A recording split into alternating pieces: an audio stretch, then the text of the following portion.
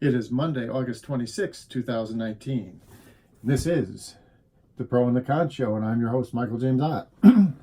Welcome to the show. 10 to 15 to 20 minutes. I guess 15 minutes plus or minus 5. Every day. Every day. Open, sparking like a stone against a flint. Spark, spark, spark, spark.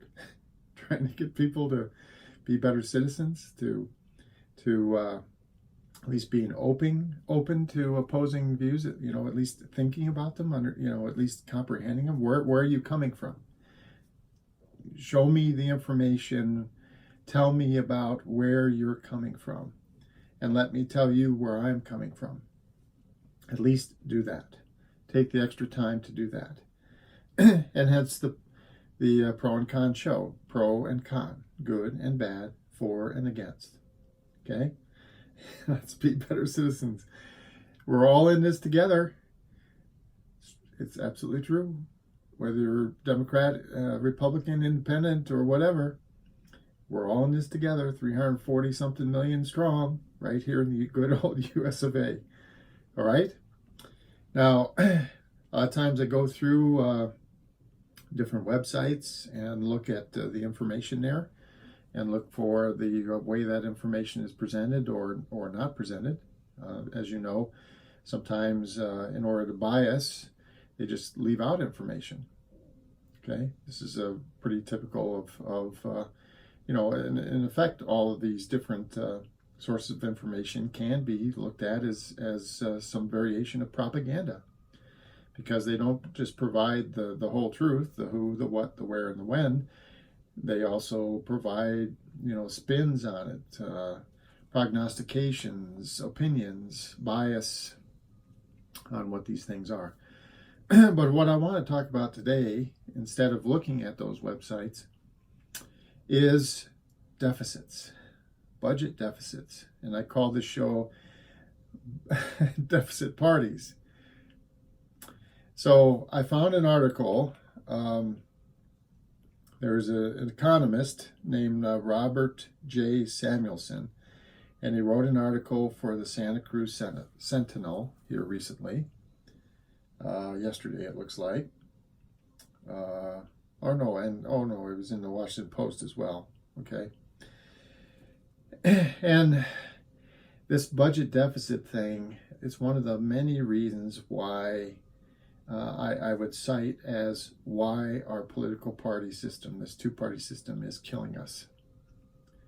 Right now, the way it works is people are constantly trying to be reelected, and they don't want to upset the economy apple cart, because that's the surest way not to get elected. Okay, and so right now, and the great analogy is for an individual, you out there. You can take a huge home equity loan, or you can get a credit card and charge things or spend that home equity loan on really nice food and entertainment and vacations and fancier cars and all this kind of stuff, right? You can do that. In other words, you can live above your means. You can do that for a while, but then ultimately you can't. Okay? People will only extend you so much credit before they start doubting whether you can be trusted to pay it back. Okay? Now, our country is a bunch of us, our massive government, and all of us, supporting it. And it's the, the morals and ethics and ideals and everything of Americans that all together, along with this economy that we all toil in and stuff like that, it all provides a picture to various debtors, dettees, anyway, people that own our debt, hold our debt, that we are stable and we can pay it off, or they can trust us. But the reality is, and the more and more we build up these deficits, the closer and closer we are getting to a place where people can no longer trust us to pay it back. And we will lose confidence in it. And when we do, just like when, the banks and stuff, as individuals, they lose confidence in our ability to pay it back, what happens? Well, suddenly we lose our houses and we get thrown out in the street. And we lose all ability to borrow and all this other stuff. This is exactly what happens to countries. And it's happened to many, many countries over the history of the world. It just hasn't happened to us yet. And so I'm just going to read this article. It's fairly short. I should easily be able to read it in just a few minutes. And I want you to, now, as far as I can tell, based on information that I've seen in other sources and stuff like this is a pretty factual article, okay? And while I'm reading it, I want you to be thinking about why we aren't stopping the deficit, why we haven't been working toward a balanced budget, and it's because of our political parties. And the fact that everyone wants to keep getting elected, and in the short term, until the whole thing goes off the cliff, until our house is foreclosed on, they don't feel like they need to do anything.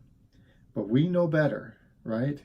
We know better. We know that we don't want to get our house foreclosed on. That's a bad, bad, bad future. Okay?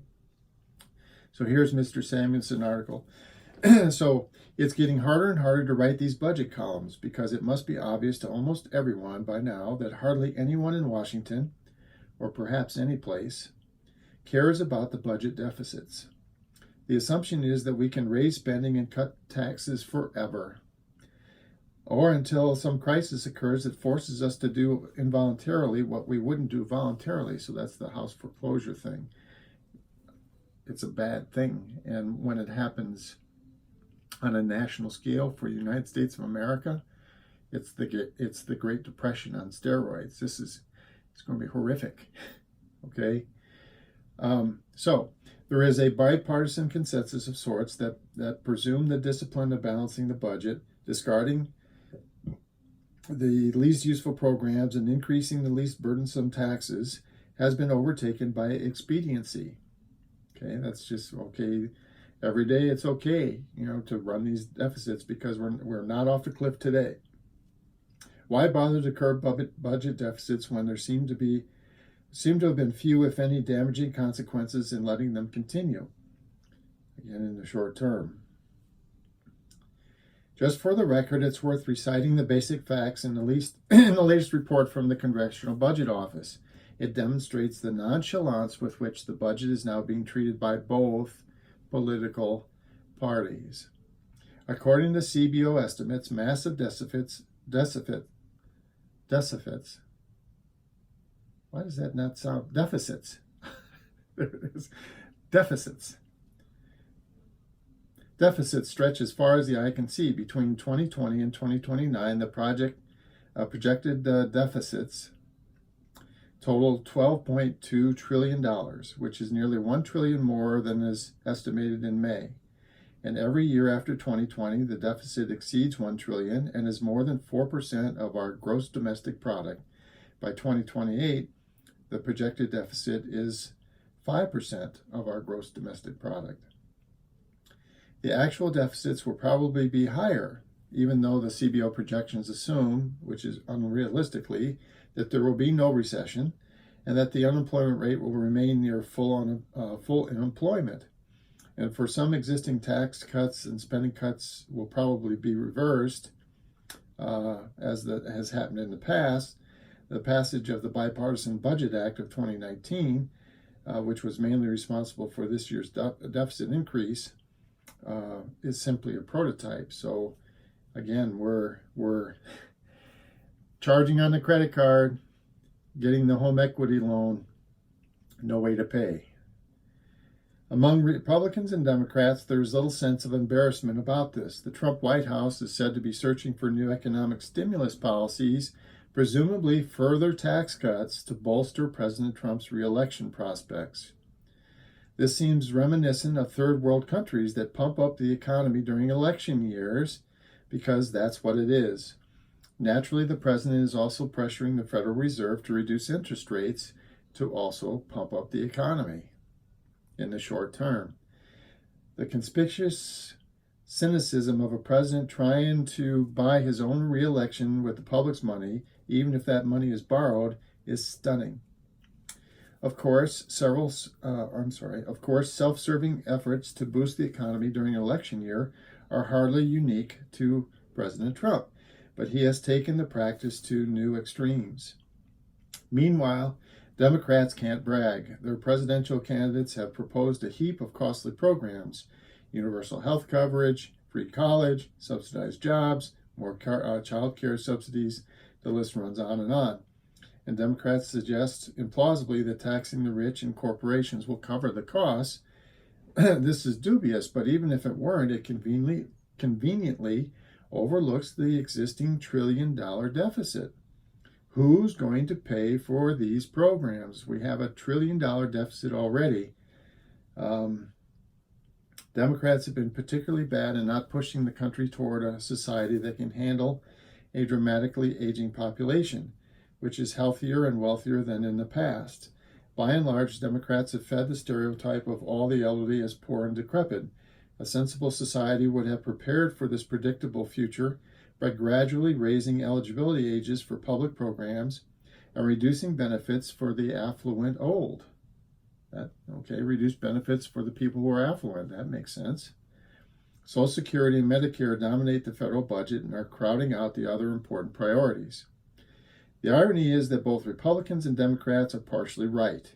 Presidents and Congresses of both parties have delayed for so long in addressing these problems that there is no gentle way to push the budget back toward balance without inflicting some pain. There's going to be some spending cuts and higher taxes. And in the 1990s and early 2000s, a less disruptive approach might have been possible. There were many warning signs, but no action. Again, short term, just letting it go. Charge it. Here we go. Keep going. The best we could have expected is that the president and Congress wouldn't make the problems worse, but they are making them worse. The implicit hope of present policy is that the world's demand for so-called safe assets, that is, the U.S. Treasury securities, again, we're a debtor nation, so we're depending on everyone to think that we can pay them back.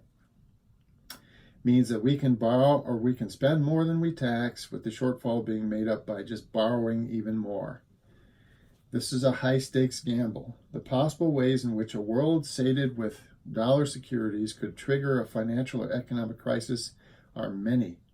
The consequences of a run on the dollar, the currency most held by multinational firms, international banks, investors, and traders, would clearly destabilize the world economy. A prudent society would recognize this and take preventive steps. Instead, we're just raising the stakes and increasing the risk, seemingly determined to learn how much we can test the bounds of our ignorance. Okay? Deficit parties. So all comes back to the political parties and the way we elect people, and their desire to be king, and the short-term focus, and on and on and on. So go back and watch the video if you didn't catch some of the figures in there. But again, we could be doing so much better. All right, so for Monday, August 26, 2019, this is Michael James Ott and the Pro and Con Show. Another show tomorrow. See you then. Bye for now.